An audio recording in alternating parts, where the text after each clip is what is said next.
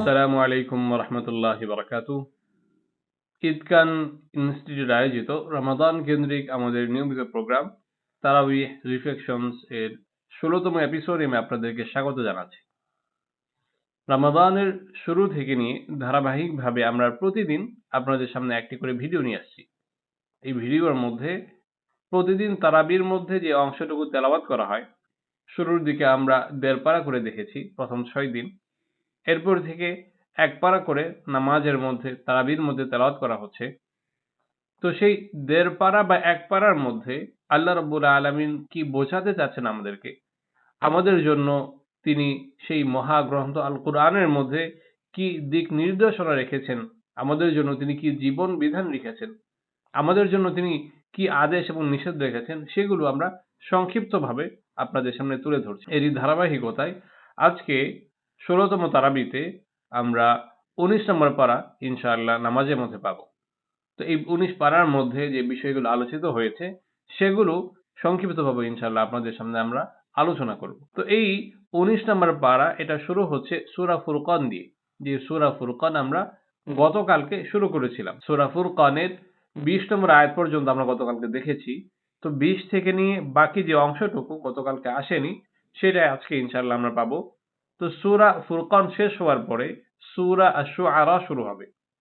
সূরা শুআরা শেষ হওয়ার পরে আমরা সূরা আন-নামল পাবো এবং এই সূরা আন-নামল আজকে শেষ হবে না, ৫৯ নম্বর আয়াত পর্যন্ত পাবো। আমরা গতকালকে সূরা ফুরকানে একটা আয়াত পেয়েছিলাম যেখানে মক্কাবাসী কুরাইশরা নবী সাল্লাল্লাহু আলাইহি ওয়াসাল্লামের ব্যাপারে তারা একটা অভিযোগ করছিল, একটা আপত্তি জানাচ্ছিল যে এই মুহাম্মদ লোকটা নিজেকে নবী দাবি করছে, তো সে আমাদের সাথে আবার বাজার ঘাট করতে আসে কেন? সে আমাদের মতো সে খাবার খায় কেন? তাদের দাবি ছিল, যেই দাবিটা আল্লাহ রাব্বুল আলামিন আজকের প্রথম ১৯ নম্বর পারার প্রথম আয়াতের মধ্যে তিনি আমাদেরকে জানাচ্ছেন, وَقَالَ الَّذِينَ لَا يَرْجُونَ لِقَاءَنَا لَوْلَا أُنزِلَ عَلَيْنَا الْمَلَائِكَةُ أَوْ نَرَى رَبَّنَا لَقَدِ اسْتَكْبَرُوا فِي أَنفُسِهِمْ وَعَتَوْا عُتُوًّا كَبِيرًا। আল্লাহ বলছেন সূরা ফুরকানের ২১ নম্বর আয়াতের মধ্যে যে এই কাফেররা তারা বলে, কেন আমাদের উপরে কোনো ফেরেশতা নাজিল হলো না? যদি এই আমাদের মতো হাত পাওয়ালা, আমাদের মতো খাবার খায় এমন একজন মানুষ না হয়ে, নবী যদি মোহাম্মদ না হয়ে যদি জিবরিল আমিন হতো, যদি অন্য কোনো ফেরেশতা যদি হতো, যে দেখতে আমাদের থেকে ভিন্ন রকম হবে, যার লাইফস্টাইল আমাদের চাইতে ভিন্ন রকম কিছু হবে, যে কখনোই খাদ্য গ্রহণ করবে না, যার কখনোই ঘুমানোর প্রয়োজন পড়বে না, যার কখনোই বিশ্রামের প্রয়োজন পড়বে না, এরকম অদ্ভুত দর্শন যদি ভিন্ন রকম যদি কোনো প্রাণী আসতো, তাহলে আমরা খুব সহজেই তার ধর্মকে, আল্লাহর ধর্মকে আমরা মেনে নিতাম। কিন্তু ধর্ম আসছে আল্লাহ থেকে, ধর্ম আসছে খোদা থেকে, কিন্তু তার প্রেরিত দূত হচ্ছে আমাদের মতোই সাধারণ মানুষ, এটা আমাদের বিবেকে ধরছে না। এটা ছিল মক্কাবাসী কুরাইশদের দাবি। আল্লাহ বলছেন, লাকাদ ইস্তাকবারু ফি আনফুসিহিম ওয়া আতাউ উতুওয়ান কাবীরা। তাদের এই দাবির মাধ্যমে তারা তো আল্লাহর বিরুদ্ধে, আল্লাহর সামনে তারা অহংকার করলো, নিজেদের বড়ত্বকে তারা জাহির করলো। আল্লাহ যখন বলছেন, আমি এই মুহাম্মদকে আমার নবী হিসেবে পাঠিয়েছি এবং নবী মুহাম্মদ তো এমনিই আসেনি, তার সাথেও আর অনেক রকম মুজিজা আছে, তার সাথে নানা রকম অলৌকিক ঘটনা ঘটছে, সে অনেক ক্ষেত্রে সাধারণ মানুষদের চাইতে ভিন্ন রকম হচ্ছে, তার আঙুলের ইশারায় চাঁদ দুভাগ হয়ে যাচ্ছে, তার মাথার উপরে মেঘেরা ছায়া দিচ্ছে, সে সে এমন একজন মানুষ হিসেবে তোমাদের কাছে বলা হয়েছে যে কখনো মিথ্যা বলে না, যে কখনো গীবত করে না, যে কখনো অন্যকে কষ্ট দেয় না। এগুলোর চাইতে বড় কারামত, এগুলোর চাইতে বড় মুজিজা আর কি হতে পারে? তোমরা কেন আল্লাহর কাছে এই দাবি জানাচ্ছ যে সাধারণ মানুষ না হয়ে কোনো ফেরেশতা আসতে হবে, কিংবা ভীষণ দর্শন, ভয়ঙ্কর রকম ভিন্ন কোনো প্রাণী নবী হিসেবে আসতে হবে? আল্লাহ বলছেন, এটা কাফেরদের অহংকার এবং তাদের বড়ত্বের একটা নমুনা। এমনকি সেই কাফেররা এটাও বলতো, আও নারা রাব্বানা, হয় তুমি তোমার ধর্মকে সত্য প্রমাণের জন্য তোমার বদলে কোনো ফেরেশতাকে নিয়ে আসো, কিংবা তোমার যে খোদা আছে, যে আল্লাহ আছে, তাকে সরাসরি আমাদের সামনে উপস্থিত করো, আমরা নিজ চোখে দেখে, চাক্ষুষ তাকে দেখে তার সত্যতাকে, তার অস্তিত্বকে আমরা স্বীকার করবো, এর আগ পর্যন্ত না। আল্লাহ বলছেন, তাদের এই দুটো দাবি, যে হয় আল্লাহকে দেখতে হবে, তা না হলে কোনো ফেরেশতা আসতে হবে, এই দুটোই হচ্ছে তাদের চরম মূর্খতা সুলভ তাদের আচরণ এবং তাদের চূড়ান্ত রকম অহমিকা এবং বড়ত্বের একটা নমুনা। আল্লাহ রাব্বুল আলামিন সেই কাফেরদের দম্ভকে, তাদের বরত্বকে, তাদের অহংকারকে আল্লাহ রাব্বুল আলামিন চূর্ণ করে দিয়েছেন। ইসলামকে তিনি পৃথিবীতে বিজয়ী করেছেন। নবী সাল্লাল্লাহু আলাইহি ওয়াসাল্লামকে যারা শেষ পর্যন্ত নবী হিসেবে মানেনি, নানা রকম তারা বরত্ব এবং অহংকার দেখিয়েছে, তারা আজ পর্যন্ত টিকেনি। কিন্তু নবী সাল্লাল্লাহু আলাইহি ওয়াসাল্লামের ধর্ম ইসলাম, নবী সাল্লাল্লাহু আলাইহি সাল্লামের নাম আজ পর্যন্ত সেটা টিকে থাকবে, কাল কিয়ামত পর্যন্ত সেটা টিকে থাকবে। এরপরেই আল্লাহ রাব্বুল আলামিন ২৫ এবং ২৬ নম্বর আয়াতের মধ্যে তিনি জানাচ্ছেন, এই যে কাফেররা তারা আল্লাহকে দেখতে চায়। তারা চায় যে তাদের সামনে ফেরেশতারা চলে আসুক। আল্লাহ বলছেন তাদের যে এই মনের একটা কামনা, তাদের যে একটা অহমিকা সুলভ এই যে দাবি, এটা পূরণ হবে। কখন পূরণ হবে? আল্লাহ বলছেন, ইয়াউমা তাশাক্কাকুস সামাউ বিল গামাম ওয়া নুযিলাল মালাঈকাতু তানজিলা। যেদিন আসমান বিদীর্ণ হয়ে যাবে, যেদিন কিয়ামত হয়ে যাবে, সমস্ত কিছু যখন ধ্বংস হয়ে যাবে, নুযিলাল মালাঈকাতু তানজিলা, সেদিন অসংখ্য অগণিত ফেরেশতা তাদের সামনে চলে আসবে, তাদের সামনে তারা অবতীর্ণ হবে। আল মুলকু ইয়াউমা ইযনিল হাক্কু লির রহমান ওয়া কানা ইয়াওমান আলাল কাফিরিনা আসিরা।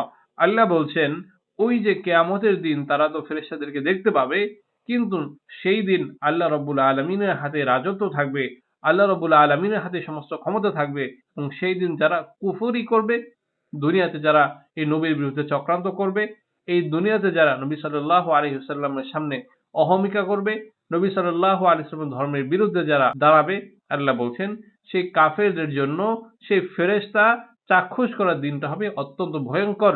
ইয়াউমান আলাল কাফিরিনা আসিরা, সেটা কাফেরদের জন্য অত্যন্ত ভয়ঙ্কর একটা দিন হবে। এরপরে ৩২ নম্বর আয়াতের মধ্যে আল্লাহ রাব্বুল আলামিন কাফেরদের আরেকটা অহমিকাপূর্ণ দাবিকে তিনি তুলে ধরছেন।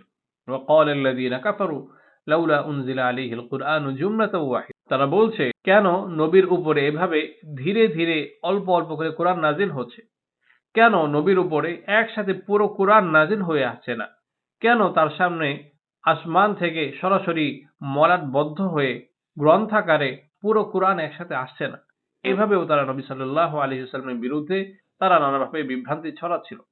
আল্লাহ বলছেন, কাযালিকা লিনুসাব্বিতা বিহি ফুআদাকা ওয়া রাত্তালনাহু তারতিলা। আল্লাহ বলছেন, নবী আপনি তাদের কথায় বিভ্রান্ত হবেন না।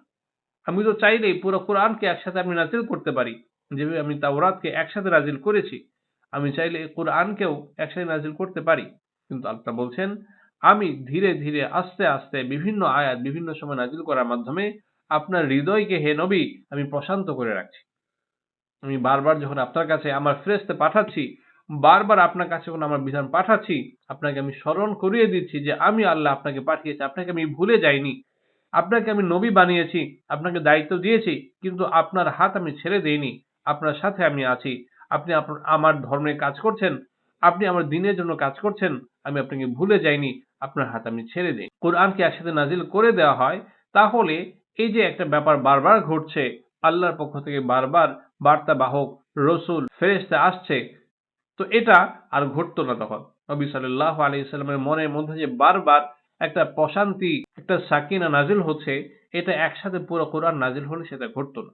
এইজন্য আল্লাহ বলছেন, তাদের কথায় আপনি বিভ্রান্ত হবেন না। আপনি আপনার মতো দাওয়াতি কাজ করতে থাকুন।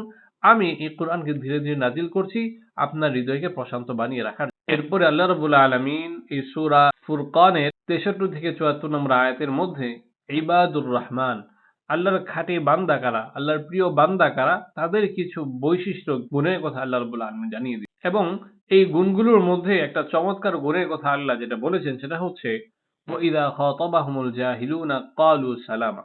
আল্লাহ বলছেন যারা পাক্কা মুমিন হবে তাদের একটা সুন্দর বৈশিষ্ট্য হচ্ছে যখন তাদের সাথে কোনো মূর্খ, কোনো ঝগড়াটে ব্যক্তি শুধু শুধু ঝগড়া করার জন্য, শুধু শুধু তর্ক করার জন্য তার সাথে কথা বলতে আসে, ক্বালু সালামা, তখন আমার এই প্রিয় বান্দারা সালাম দিয়ে সেখান থেকে কেটে পড়ে।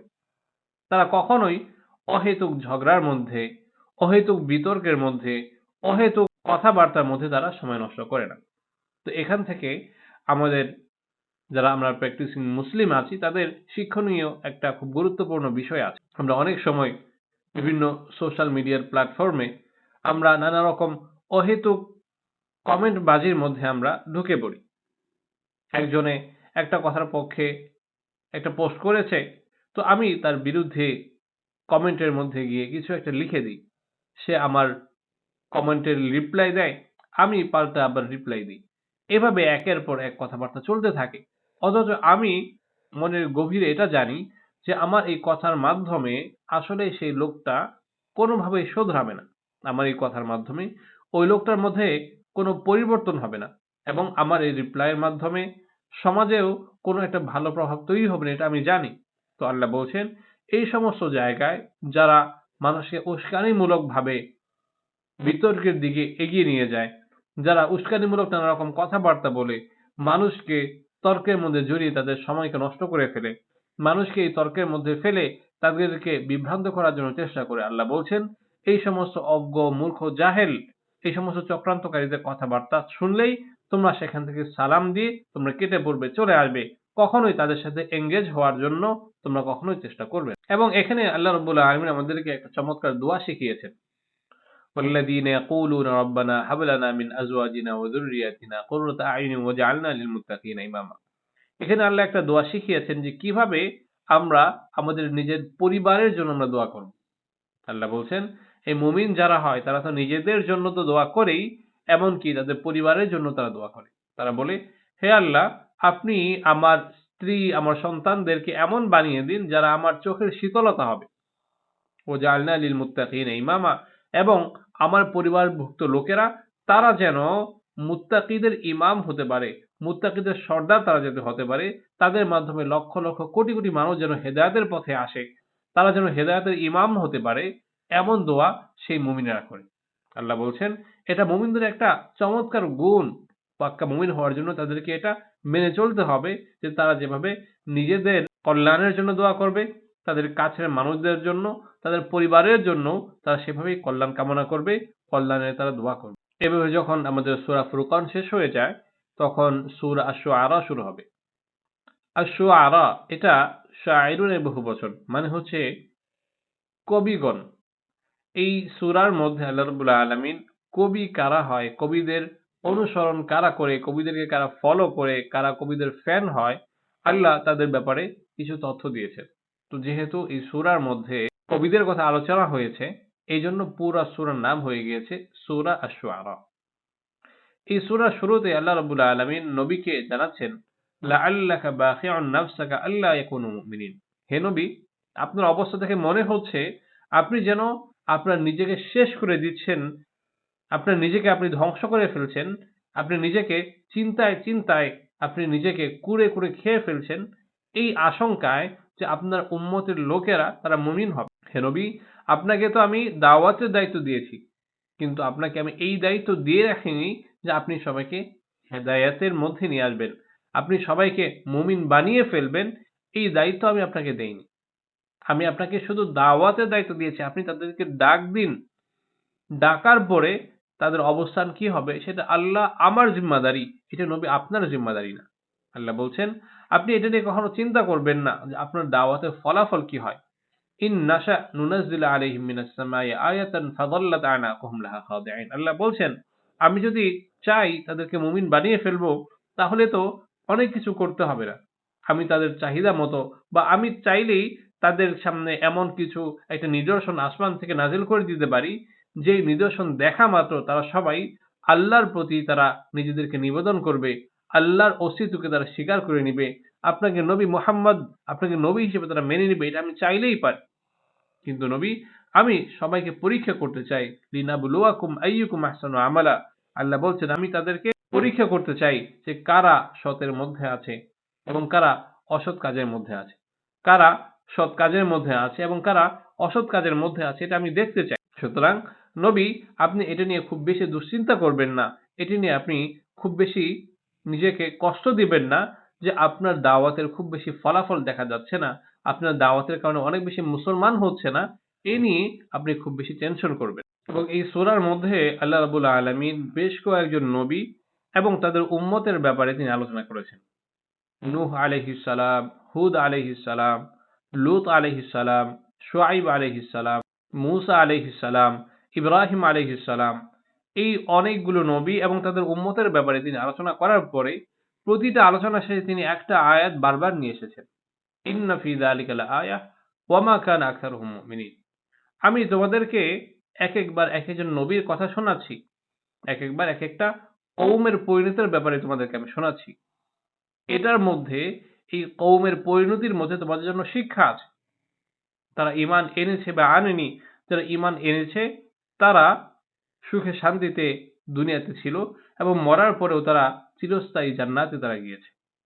আর যারা দুনিয়াতে আল্লাহকে মানেনি, দুনিয়াতে তাদের জন্য ধ্বংস ছিল এবং কাল কিয়ামতের দিনেও তাদের জন্য সেই ধ্বংসই অপেক্ষা করবে। ওয়া মা কানা আকতারুহুম মুমিনিন, এবং আল্লাহ বলছেন, হে নবী, আপনার আগেও যে কওমগুলো গিয়েছে, এই কওমের অধিকাংশ মানুষই এমন ছিল যে শেষ পর্যন্ত তারা ঈমান আনেনি। তো সুতরাং নবী, আপনি খুব বেশি টেনশন করবেন না যে আমি হয়তো আমার কাজের মধ্যে, আমার দাওয়াতি কাজের মধ্যে আমি হয়তো ত্রুটি করছি, কমতি রাখছি, এই জন্য আমার উম্মতের লোকেরা তারা ঠিকমতো মুসলমান হচ্ছে না, তারা ইসলামে দীক্ষিত হচ্ছে না, এরকম আপনি মনে করবেন না। আপনার আগে অসংখ্য অগণিত নবী রাসূল পৃথিবীতে এসেছিলেন, তাদের সবারই নানা রকম কওম ছিল, তাদের সবারই উম্মত ছিল, কিন্তু কোন নবীরই অধিকাংশ মানুষ মুসলমান হয়নি, তাদের অধিকাংশ মানুষই মুমিন ছিল না। এভাবে নবীদের ঘটনা শেষ হওয়ার পরে আল্লাহ রাব্বুল আলামিন তিনি আমাদেরকে কবিদের ব্যাপারে তিনি আমাদেরকে জানাচ্ছেন।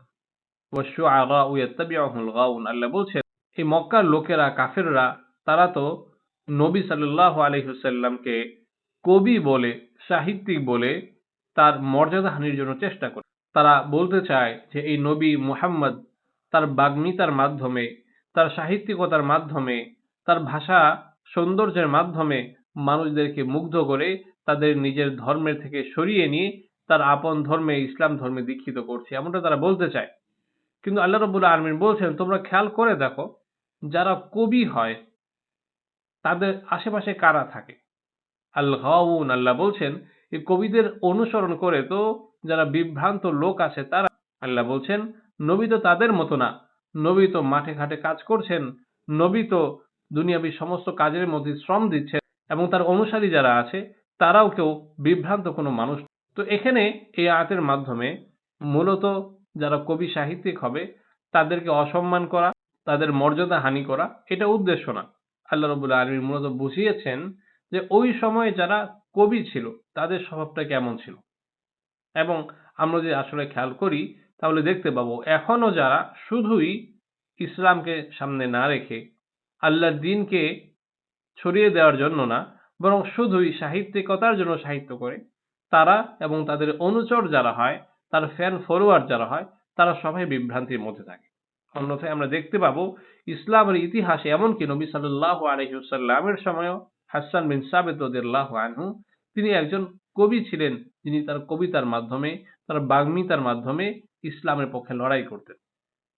ভাষা সাহিত্য এবং এগুলোর মধ্যে পারদর্শিতা অর্জন, এটা ইসলামের চেতনার বিপরীত না, বরং ইসলাম মানুষকে উৎসাহিত করে এবং ভাষা সাহিত্যে পাণ্ডিত্যের মাধ্যমে, মানুষকে ভাষার মাধ্যমে, লেখনীর মাধ্যমে দাওয়াত দেওয়া, তাদেরকে ইসলামের দিকে আহ্বান করা, এটা ইসলামেরই চাহিদা, এটা ইসলামেরই দাবি। কিন্তু ইসলামকে সামনে রেখে না, বরং নিজের প্রবৃত্তিকে সামনে রেখে, নিজের স্বার্থকে সামনে রেখে যে ব্যক্তি শুধু এভাবে সাহিত্যিকতা করবে, ইসলাম তার বিপরীতে, ইসলাম তাকে এই ধরনের কাজ থেকে নিবৃত্ত হওয়ার জন্য আদেশ করে। এভাবে যখন সূরা শুআরা শেষ হয়ে যাবে তখন আমাদের সূরা আন-নামল শুরু হবে। তো এই সূরার নামকরণের কারণ হচ্ছে এই সূরার মধ্যে সুলাইমান আলাইহিস সালামের সাথে পিঁপড়ে বাহিনীর একটা ঘটনা বর্ণিত হয়েছে। এর জন্য পুরা সূরার নাম দেয়া হয়েছে সূরা আন-নাম।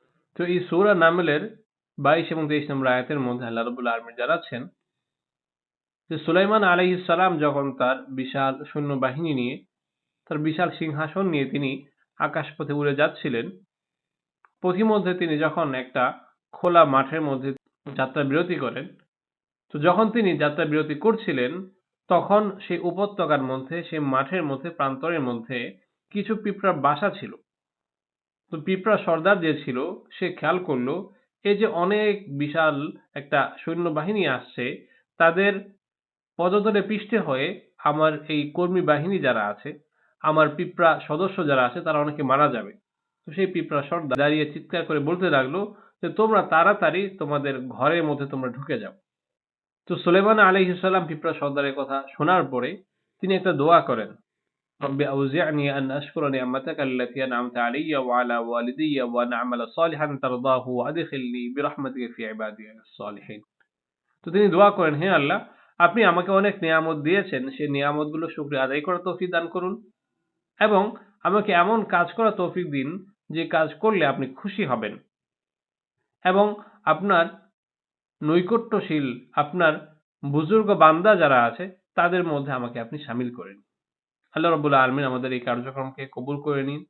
যারা এর সাথে যুক্ত হয়ে আছেন সবাইকে আল্লাহ রাব্বুল আলামিন তিনি কবুল করুন এবং এই রমজানের সমস্ত ফয়েজ ও বরকত তিনি আমাদেরকে হাসিল করার জন্য তৌফিক দান করুন। আসসালামু আলাইকুম ওয়া রাহমাতুল্লাহি ওয়া বারাকাতুহু।